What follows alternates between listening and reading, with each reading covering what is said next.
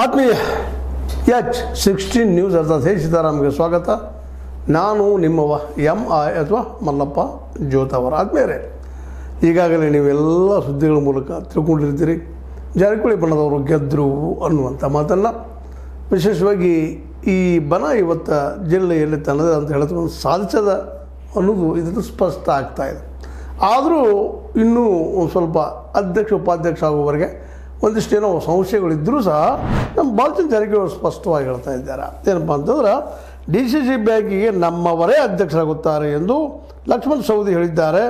ನಾನು 50 ಕೋಟಿಯ ಬೆಟ್ಟಿಂಗ್ ಕಟ್ಟುತ್ತೇನೆ, ಅವರು ಸಾಧಿಸಿ ತೋರಿಸಲಿ ಚಾಲೆಂಜ್ ಮಾಡ್ತಾ ಇದ್ದಾರೆ. ಅದು ಕಿಸಿಲ್ ಹಾಕುವ ಇದ್ದವರ ಹೆಸರುಗಳು ಅಧ್ಯಕ್ಷರು ಉಪಾಧ್ಯಕ್ಷರು ನಮ್ಮವ್ರು ಯಾರಿದ್ದಾರೆ ನಾವು ಮಾಡ್ತೀವಿ ಅಂತ ಸೌದಿಯವರು ಅಂದಿದ್ರು.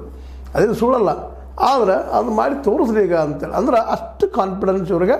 ನಮ್ಮ 9 ಆಗಿದ್ದಾವೆ, ಇವತ್ತು ನಾವು 13 ಆಗ್ತೀವಿ. ಈಗಾಗಲೇ ನಾವು ರೆಡಿ ಇದ್ದೀವಿ. ಇಬ್ಬರು ತಟಸ್ಥ ಅವರು ನಮ್ಮ ಕಡೆ ಒಲವಿದ್ದಾರೆ. ತಟಸ್ಥದ್ರೆ ನಮ್ಮ ಗಣೇಶ್ ಹುಕ್ಕೇರಿ ಅವರು, ಇನ್ನೊಬ್ಬರು ರಾಜು, ನಮ್ಮ ಕಾಗೆ ಅವರು.